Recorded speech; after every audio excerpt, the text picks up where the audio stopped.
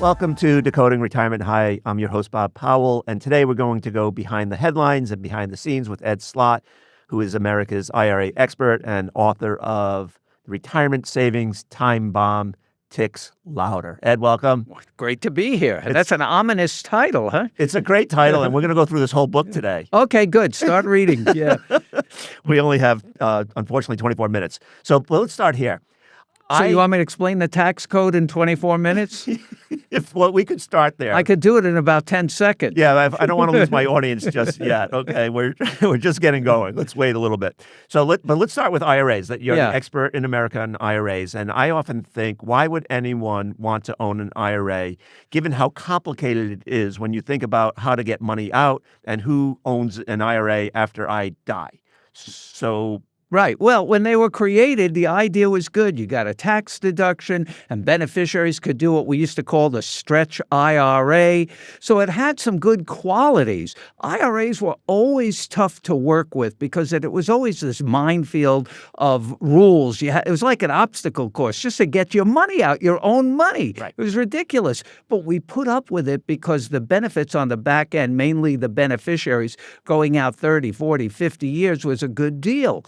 But now those are gone in the Secure Act. It's kind of like, let's say you have a baseball team, right? And you got a guy that hits lots of home runs, but he's a pain in the neck. He causes all kinds of problems. Nobody likes him. He's involved in every scam, but you put up with him because he can hit home runs. All right, fine, we keep him. But what if he can't hit home runs anymore? He's gone. Right, because he has no more redeeming qualities. That's an IRA now. Now, you're right. It has no more. It's been stripped of all its redeeming qualities. The ability to go out has been ended and replaced with a 10-year rule. So that means all of a lifetime's worth of savings has to come into a shorter window, ballooning and blowing it up with taxes. That's why I call my book The Retirement Saving Time Bomb Ticks Louder, because I'm worried about the future taxes hitting these accounts. So to answer your question, there's no reason to have an IRA anymore, but everybody's got them. IRAs are probably the worst possible asset to leave to beneficiaries for wealth transfer or estate planning, or even to get your own money out of. Right. Just there's so many traps and penalties, but we have to deal with it. Right. So one of the traps from my perspective is how complicated the language is around IRA. So let me just go to you mentioned the Secure Act. Secure Act 2.0, effective in 2025. Distributions will be required by inheritors of IRAs and retirement plans who died after 1/1/20 during and they have to get that money out. Stop. Wait. It's hard to hear already. I know, but wait. I have to get to the punchline because you know the answer to this. People have to know what the heck a non-designated beneficiary is, what a non-eligible designated beneficiary is, and what an eligible designated beneficiary is. Right. There's 3 tiers of beneficiaries now, but you don't really have to know them. You know why? It's like having 3 tiers on the Titanic. They're all going down. So what difference does it make what tier you're in? Well, I don't want to get penalized for making the wrong... No, that's true. There are good distribution options, good, better, worse. So like I said, you're on the Titanic, so the eligible designated beneficiaries, they just die last. They're the guys playing the fiddle on the upper deck. They go down last. You have the non-designated beneficiaries. They're the worst case. They're in the boiler room. They go down first because they didn't do planning. The only reason you're a non-designated beneficiary, or you have one, and when I say you, it could be the beneficiary or somebody watching now, the IRA owner, may not have updated their beneficiary forms or don't even have them. So when you don't name a beneficiary, automatically your beneficiaries go into the worst category, non-designated beneficiary. You didn't designate anybody. So they have the worst payout options. And those are complicated. There are different rules, whether you die before beginning the RMDs or die after beginning RMDs. Then you have the mid-tier, the non-eligible designated beneficiaries. But to know what a non-eligible designated beneficiary is, you have to know what an eligible designated beneficiary is. And if you think this is tough, I could have used all acronyms in this, and nobody would know what's going on because we have NEDBs, NEDBs. So under the Secure Act, most beneficiaries will be NEDBs, non-eligible designated beneficiaries. eligible designated beneficiaries, they're the ones that survived the Titanic, all right? Okay. They still get the stretch. They got rescued. Right. They still get the stretch IRA, and there's only 5 categories of those, but it's mainly the surviving spouse. That's the main category of people that will still get the stretch, because the tax law has always been good to the spouses because they always considered the husband and wife one unit. They kind of earned it together, right. and so those rules are still the same. Right. So if you're not an eligible designated beneficiary, but you've named a beneficiary on the beneficiary form, so you still have a designated beneficiary, but now most beneficiaries, like children, who are the obvious beneficiaries if you take out the spouse, so children, non-spouse beneficiaries, are going to be non-eligible, NEDBs, non-eligible designated beneficiaries, and they're stuck with the 10-year rule, which means everything has to come out of that inherited IRA by the end of the 10th year after death. But if they inherited from somebody, that's what you were trying to explain, who died after starting RMDs, they're subject to a different set of rules for years 1 through 9 of the 10-year rule, of the 10-year term. Through 1 through 9, for years 1 through 9, they stick on the old stretch IRA based on their life expectancy for years 1 through 9, and whatever's left at the end of year 10 is a 100% RMD, required minimum distribution. Which could be a lot. A lot, right. So it got so complicated. This system started because of the Secure Act. So it started in 2020. So the first beneficiary that would have had a year 1 through 9 RMD would be somebody who inherited in 2020. So their first would have been 21. But it was so complicated, IRS said, forget it, we're waiving it for 21. In 22, they said, forget it, we still can't figure it out, we're waiving it for 22. In 23, they said, forget it, we still can't figure it out, they waived it for 23. In 24, said, forget it, we still can't figure it out, we waive it for 24, but we think it's going to start up again in 25. So here's the good news. Let me give you the big picture. Ignore everything I just said. RMDs, required minimum distributions, the M in RMD stands for minimum, but it doesn't stand for maximum. Why is anybody just taking the minimum? Right. Take the person, the beneficiary has the 10-year rule. Now, I've heard from some people, they say, good, the IRS waived it in 21, 2, 3, 4, so I got 4 years off. That's like, all right, let me give you another example. You know what that's like? You get your credit card bill in the mail. Yeah. It's $3,000, but it says you only have to pay the minimum, $41. Oh, that's a great deal. I'll just pay $41. Then in 3 months, you owe $100,000. Yeah. So it builds. The problem doesn't go away. If you're not taking it evenly over those 10 years, so those people lost 4 years. Right. They should have been taking it to smooth out the bill over the 10 years, but they thought they were getting a deal. The deal is to use the tax brackets. We have the lowest rates and the biggest tax brackets right now. RMDs, minimums, shouldn't drive the tax planning, the distribution planning. The tax planning should drive the distribution planning, not minimum, maximum. How much can I get out at low rates? Right. And we have incredibly historic low rates now. Right. The amount of money you can get out at 12%, 22%, 24%. Right. You know, when people tell me, sometimes advisors say, oh, I did a great job for my client, I kept them in the 12% bracket. You know what I say? Oh, I'm sorry to hear that. Right. You wasted the 22%, the 24%. Right. If you don't use it, you don't get it in a future year. Right. The whole key, and this is so simple, but people miss it, to all tax planning is very simple. Always pay taxes at the lowest rates. Right. That's it. And use those brackets every year. Fill up those brackets. So get them out at the lowest rates. So when I say ignore all of that, forget the minimum concept. Minimum isn't good in anything. Who wants, minimum credit card payments? Right. Maybe I'll go to the gym and do the minimum reps. Or maybe I'll get a job and get minimum wage. Right. Yeah, the only time minimum is good is if you can pay less in tax by paying the minimum. Yep. But you do that by maxing out the brackets. But most people don't catch on to that because they say, why should I take more than I have to? Remember, when you do tax planning, you're looking at the whole picture during your life. And this goes not just for beneficiaries, for IRA owners that are coming up on 73 when RMDs start. They might say, oh, good, I don't have to start till 73. No, start now. Start getting that money out. Use Roth conversions. Get that money out into Roths using today's low rates.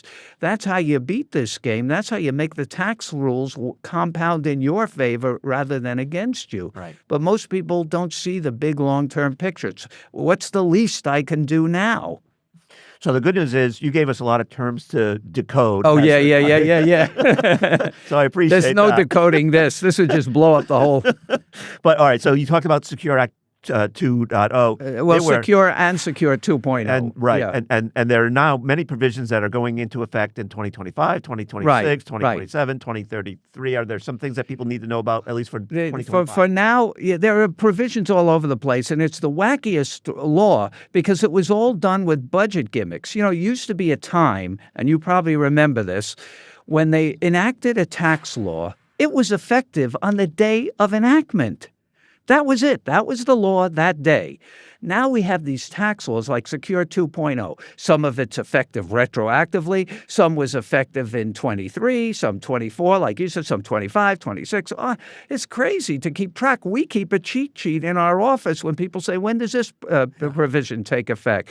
You got to look at the big picture tax planning and start trimming IRA balances. That should be job one, the big picture. And there's another part to them. Go back to your first question. Why would anybody have an IRA? Well, we didn't know then.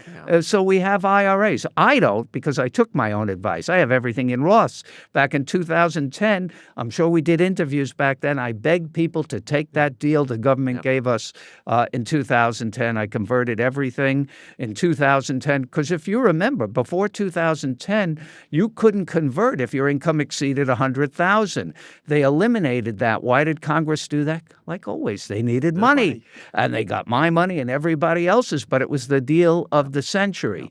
So we didn't know that then. We knew that then, but we didn't know all the years we built up IRAs and 401ks. Now they're a problem. So the idea is to trim the balances by taking distributions before they're required, using the low brackets, get Roth conversions done, move it to tax-free territory. And there's another part to this, not only trimming the balances, but what I'm going to say now will get some people, the head will turn around like Exorcist, Right.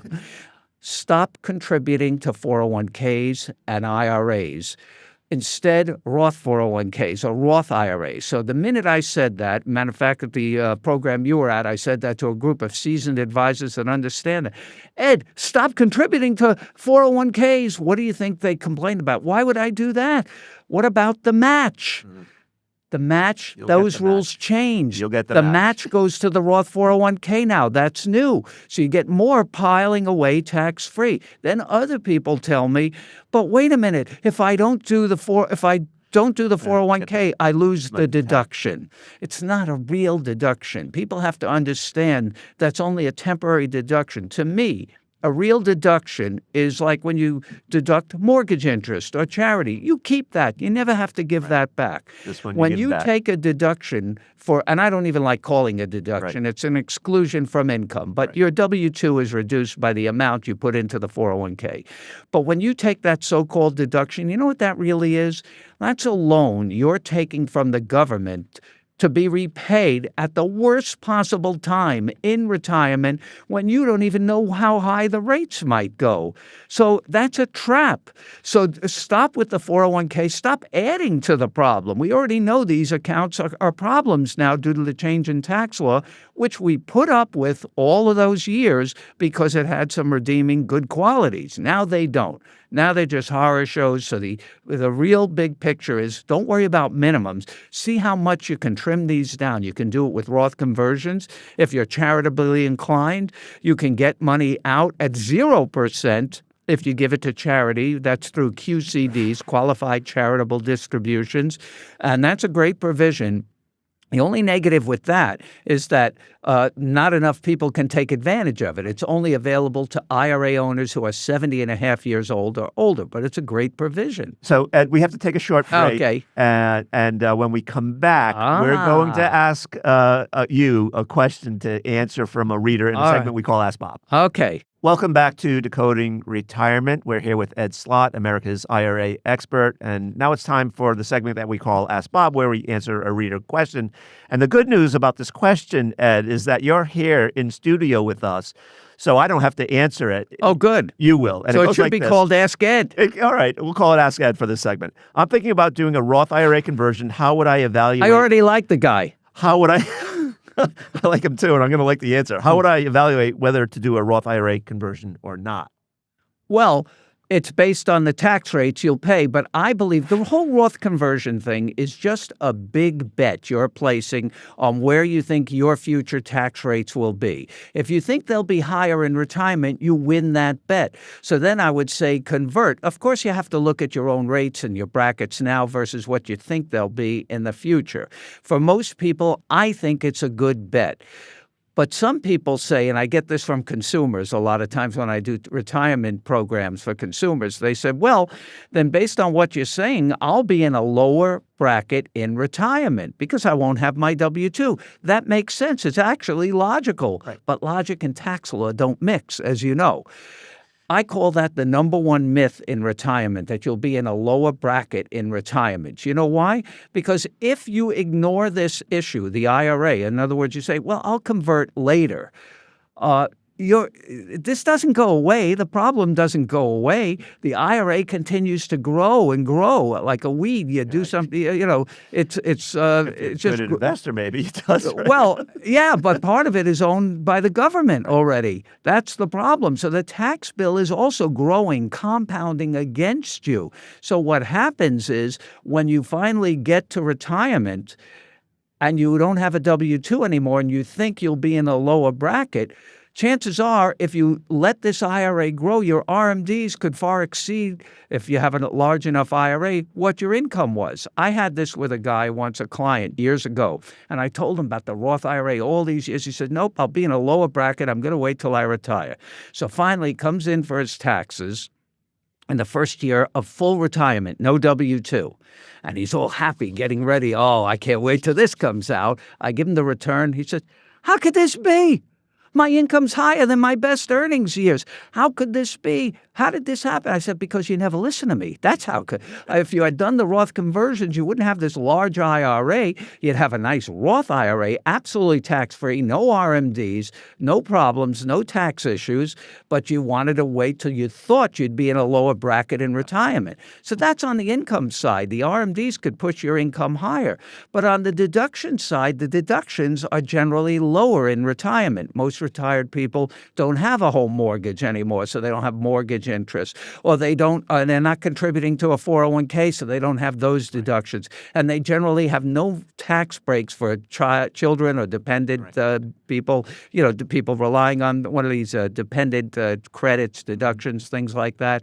So they're not getting the deductions. Plus, most of them are taking the standard deduction. So you have income higher, deductions lower, and all of a sudden they're in a higher bracket in retirement. So the bet is still a good bet, I think, with the Roth. And anytime, if you could take advantage of these lower rates, maybe by doing a series of Roth conversions, annual conversions over time to use up these low brackets each year. And over time, you'll be taking down this big problem, the IRA, and building up tax-free in a Roth.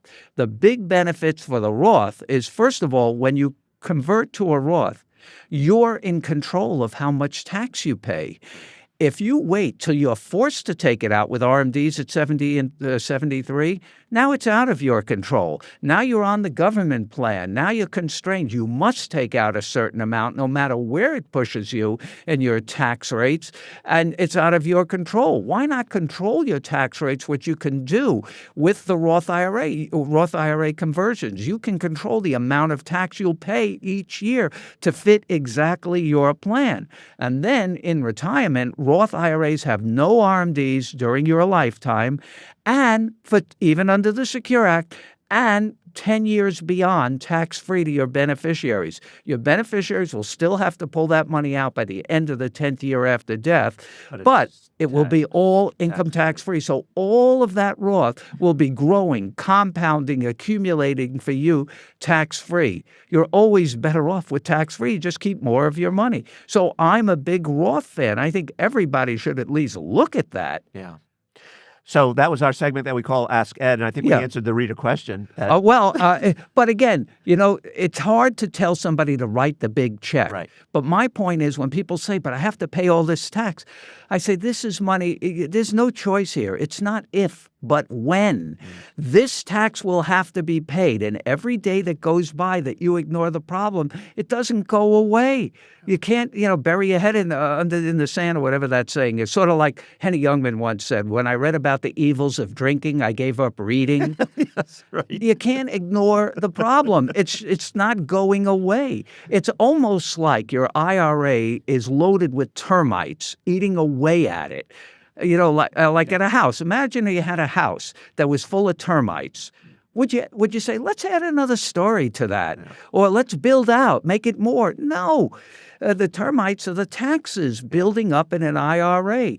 The benefit for the Roth is you know what today's rates are. You're in control. So what you have is you avoid the uncertainty of what future higher taxes could do to your standard of living in retirement. So, Ed, in your book, we didn't get through half of it yet, or even a quarter of it. But one of the things that you're fond of in this book is the power of life insurance. Oh, yeah. So tell us about that. That's another way. In the last segment, I talked about trimming IRA balances. One way to do it, there's actually three ways. Roth conversions, which builds up tax-free. We talked about charitable planning, if you're charitably inclined.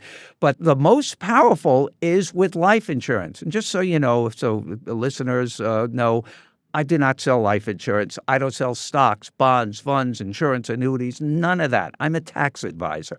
But as a tax advisor, I have to tell you, the income tax exemption for life insurance, and I'm talking about cash value, permanent life insurance, the income tax exemption for life insurance is the single biggest benefit in the tax code and not used nearly enough. And what Congress did when they killed the IRA, they downgraded it, made it a horrible wealth transfer estate planning tool. All they did is upgrade things like Roth IRAs and especially life insurance. That's why I call that chapter of my book, The Power of Life Insurance, because you can get to what I call the promised land with life insurance. After doing planning like this with clients for 40 years, they didn't always say exactly these things, but after all these years, every client wanted three things. If you look at the title of that chapter, The Power of Life Insurance, there's a subtitle under it. And these are the three things every client wants. Larger inheritances for their beneficiaries, more control because they don't trust their beneficiaries, and less tax. And that's the subtitle of that chapter. Larger inheritances, more control, and less tax. That's the promised land. That's the holy grail. So the idea is take the IRAs down. You could do Roth conversions, which gets you into tax-free, or life insurance or charitable planning. The idea is to trim these balances now while you can get it out at the lowest rates and don't add to them. And I think we've come to the end of our time together, unfortunately. No way. Honest to God, we have, yeah. But I want to thank you for coming in and sharing your knowledge and wisdom with us. It's so greatly appreciated. And hopefully you'll come back and we can get to the other chapters that we didn't get to. Yeah, we hit all the big stuff. Don't worry about it. All right.